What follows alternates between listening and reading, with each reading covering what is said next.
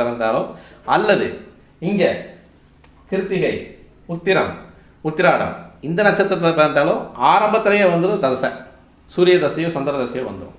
அப்போ தாய்க்கும் தந்தைக்கும் தகராறு, அதனால் பிரிவு அல்லது தாயை இழந்தவனாகவும் அல்லது தந்தையை இழந்தவராக இருக்கக்கூடிய ஒரு அமைப்பை இந்த ராகு செய்வார்.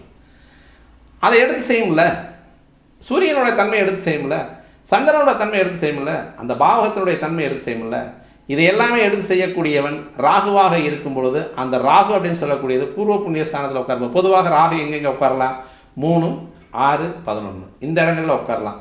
மேடம் எருது சுறா கன்னி அதெல்லாம் இந்த கிரகம் சேரக்கூடிய அமைப்பில் செவ்வாயோடு சேராமல் மேசராசியில், செவ்வாயோடு சேராமல் கடகராசியில், செவ்வாயோடு சேராமல் கன்னி மகர ராசிகளில் இருந்தால் ஒருவேளை நன்மை செய்யக்கூடிய ராகுவாக இருக்கும்.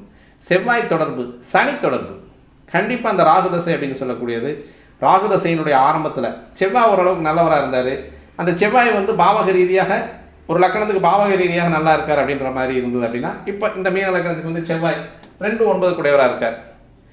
இந்த குருவினுடைய வீட்டிற்கு இந்த செவ்வாய் நட்பு கிரகமாக இருக்குது. இந்த செவ்வாய் ஒருவேளை 9ஆம் இடத்திலோ அல்லது 2ஆம் இடத்துல தசை நடத்தினா நல்லா இருக்கும். அது வரைக்கும் சூப்பராக வந்துக்கிட்டே இருக்கும். ராகு தசையில் இந்த செவ்வாய் கலப்பு அப்படின்றது இப்போ இந்த இடத்துல 7, 8ஆம் பார்வைக்கு இது வரல, இங்கேருந்து 4ஆவது பார்வைக்கு ராகு வந்துடுறார். இந்த செவ்வாய் தசையிலேயே போட்டு மாட்டியிருந்தோம். அப்போது ராகு செவ்வாய் கலப்பு இல்லாமல், சூரியனுடைய கலப்பு இல்லாமல், சனியினுடைய கலப்பு இல்லாமல் இருக்கும் பொழுது, இப்போ செவ்வாயை இங்கே இருக்காருன்னு வச்சுக்கோமே, இங்கே செவ்வாய் சம்மந்தப்பட்டுருவார். 9ஆம் இடத்துலேயே செவ்வாய் இருந்தாலும் செவ்வாய் சம்மந்தப்பட்டுருவார். இங்கே லக்கணத்திலே செவ்வாய் இருந்தாலும் செவ்வாய் சம்மந்தப்பட்டுருவார். அப்போ இந்த இடத்துல சம்மந்தப்பட்டு வரக்கூடிய செவ்வாய் தசையே அவங்க அப்பாவுக்கு ஆபத்தை உருவாக்கக்கூடிய அமைப்பு. இது இளமை காலங்களில் வந்துருச்சா அப்படின்னா, ஒரு 10 வயசுக்குள்ளே வந்துருச்சு அப்படின்னா கொஞ்சம் சிக்கலை கொடுக்கக்கூடிய ஒரு அமைப்பாக இருக்கும். சரி, இது ஜாதகருக்கு என்ன சார் பண்ணும்? ஜாதகருக்கு திருமணம் நடக்குமா?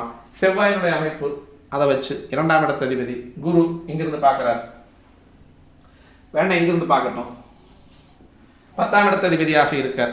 இது அந்த கேந்திராதிபத்தியம் எல்லாம் அது அப்புறம் பேசிக்கும். இங்கேருந்து குரு 2ஆம் இடத்தை பார்க்குறார், திருமணத்தை முடிச்சு வச்சுருவார். குரு இங்கேருந்து 7ஆம் பார்வையாக 9ஆம் பார்வையாக சூரியனுடைய வீட்டை 6ஆம் இடத்தை பார்க்குறார். இப்போ இங்கேருந்து பார்க்கக்கூடியது 2, 4, 6ஆம் இடம் பார்ப்பார். இப்போ இந்த இடத்துல அவருக்கு குழந்தை பிறக்குமா அப்படின்னா பிறக்கும். முதல்ல பெண் குழந்தை பிறக்கும். ஆண் குழந்தை பிறந்தால் கண்டிப்பாக அந்த ஆண் குழந்தை ஒரு 6 வயசுக்குள்ளே கோயிலில் கொடுத்து தத்து கொடுத்து வாங்கிக்கணும்.